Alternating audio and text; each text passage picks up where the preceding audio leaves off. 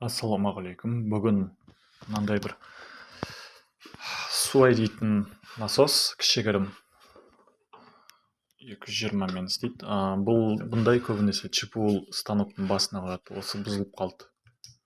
Қазір ішін ашып тексердім. Бұл негізі мына жақтан су тартып, неғынан шығарады шлангымен. Бұндай нелерді көбінесе ЧПУ станокқа немесе жаңағыдай аквариумға қояды. Басы осылай жеңіл ашылады. Одан кейін мынау бұралады. Былайынан тұрады, бұраса ашылады. Сосын бұның ішінде мынандай магнит тұрады. Осы жерде бұзылған нәрсе мынау магнит, мына винтке клейленіп тұру керек. Клей ажырап кетіп, бөлініп қалған. Клей ажырап бөлінген соң, мына жерде мына фокустасын. Мына жерде мынандай құлақшасы мына шұңқырда тұру керек.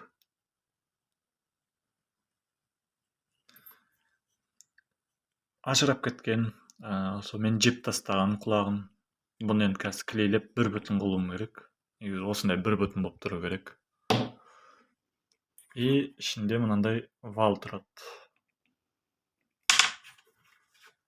Осы бүйтіп қыстырылып тұрады. Екі шетіне мынандай резинкамен.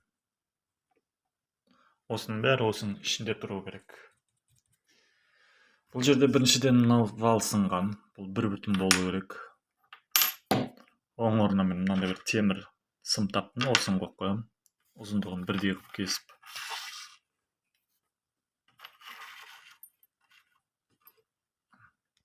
Ұзындығы бірдей. И екінші мынаны клейлеп жабыстыру керек қайтадан.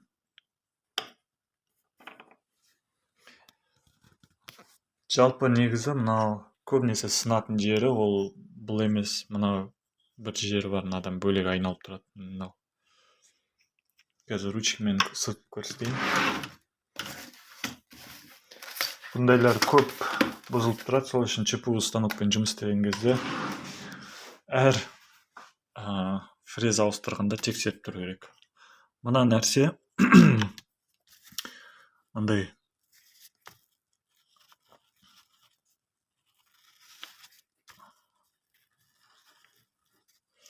мынандай болады. Сосын мына жерде мынандай бір не болады, тіс болады. Сосын мынандай бір тіс болады. Мынау іші. Осы бетеп айналып кеп мынаны айналдырады, мына іші сыртын. Мына кеп мына жағын ұстады тіс. Мына жерге кеп ұстады. Осындай тіс болады. Бұл тіс мына суреттегідей емес, жалпы негізі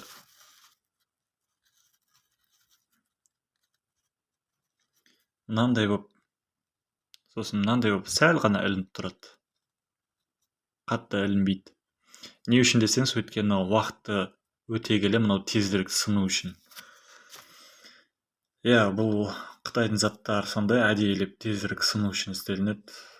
Өйткені арзан әрі көп өткізу үшін. Сол себеп мынандай азғантай ғана іліп тұрады бір-бірін.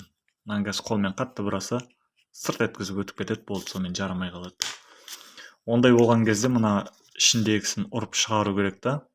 Сөйтіп клейлеп, ішіне клей құйып, бір бүтін қылу керек. Мынаны айналмайтын қылып, бүтіндей қылып клейлеп тастау керек, бір-біріне жабыстырып. Одан кейін мынаған жабыстырып клейлеп тастау керек. Болды, осы негізі бір бүтін, мынау айналмайтын бір бүтін қылып бәрін клейлеп тастау керек. Сол кезде бұл почти өте ұзақ уақытқа жетеді. Қазір мынаны клейлеп тастаймын, кейін көрсетемін. Мына жабыстырып тастадым, бір бүтін қылып, айналмайтын қылып. Шетінен клей құйып, әдемілеп бар жағын. Кішкене шелі бар, өзі сол шеліге клей құйып, бәрін бекітіп тастадым. Мына жерде де екінің арасында кішкене шелі бар. Сол шеліге клей құйып жабыстырып тастаймын. Одан кейін мынаның үстіне жабыстырамын. Бірақ жабыстырмай тұрып, әрине наждак алып наждакпен жақсылап тазалау керек. Мына беттерін бәрі жақсылап тазалап, клейлеп тастау керек. Так, міне наждакпен жақсылап тазаладым бетін. Мынаны да жақсылап наждакпен тазаладым. Так, енді клейлеп, мынаның бетіне әдемілеп отырғызу керек. Міне барлығы бір бүтін клейленген. Ештеңе қимылдамайды, тас болып тұр бәрі. Кішкене бет саусақпен итеріп көрін, қатты күштеп ажырамау керек. Егер саусақпен itергенге ажырап кетсе, онда қайттан клейлеу керек. Қытырлап жатыр, бірақ сынбай жатыр. Нормально, мықты. Так, енді бір қолдап істей аламын ба мен бұны? Міне темір.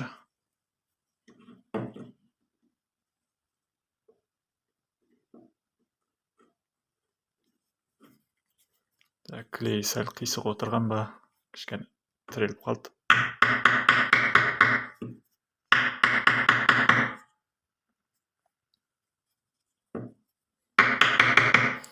Темірім сәл қалыңдау деймін. Суырып қазір сәл бұнда наждакпен жұқалап көрейін. Так, міне темір отырды. Енді екі жағынан андай резинкасы бар. Өз осының ішінен шығады, резинка шығу керек. Мына жерге отыратын сальник. Осыларды кигіземіз.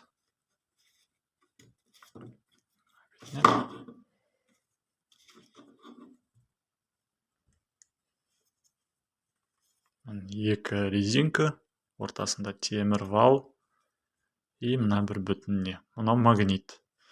Мынаның артында бүтін құйылған болады, көрінбейді су өтпеу үшін. Но негізі іші андай катушка бар, тоқ жүрген кезде магнит пайда болады. Сол кезде мынау айналады. Так. Бисмилля. Міне кірді. Енді мына қақпағы.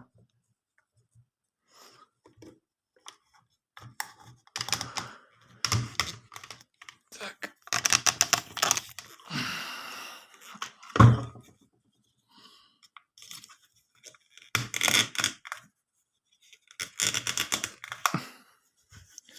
Және ұрып сол бір жер сәл майысып, жақсы жабылмай жатыр. Қазір екі қолдап көрейін, камераны қоя тұрып. Так, қақпақты жаппай тұрып алдымен тоққа қосып көрейін. Мынаның басы мынандай. Қазір переходник алуым керек. Так, дайын. Енді айналмай ма, қазір қосқан кезде білінеді.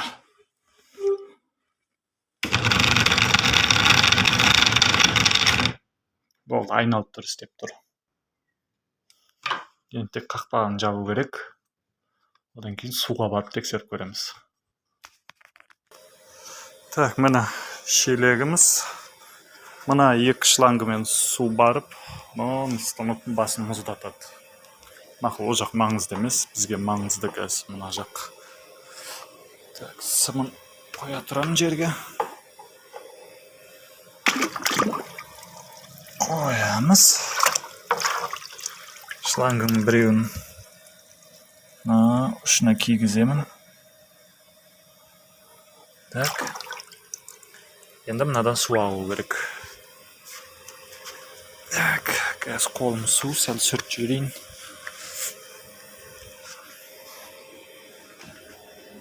Так.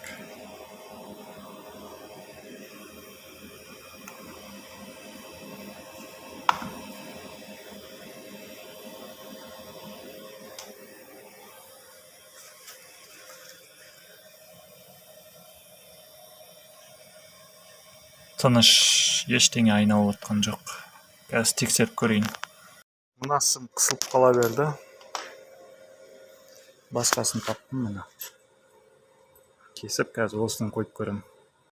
Так, екінші попытка. Мына ішінде сым қысылып қалып, винт айналмай қалды. Басқа жұқа болсын қойдым. Оңай кіріп шығып жатыр. Так, екінші попытка. Крышкасын жаппаппын ғой. Крышкасы қалып кетті.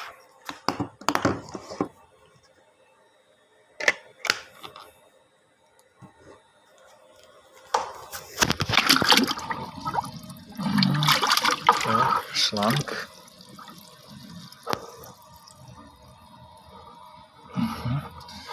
Мынадан су келіп, екіншісінен шығу керек. Так.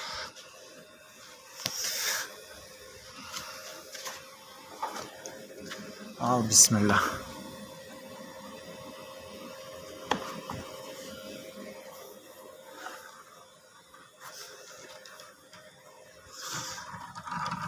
Дауысы шығып жатыр, қытырлаған.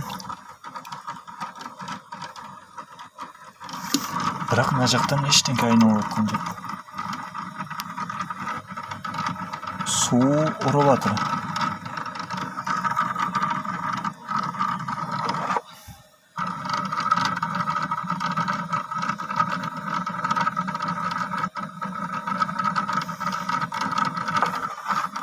Бірақ өте слабо.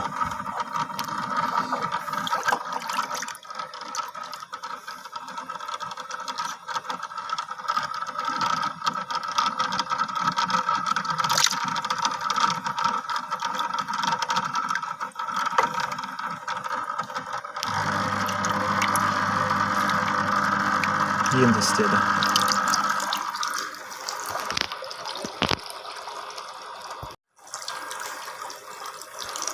Неге екен білмеймін, өзімен өзі тұрды да сөйтіп істеп кетті. Бәлкім және клей бір жеріне тиіп қалды ма, содан өте алмай жатты ма.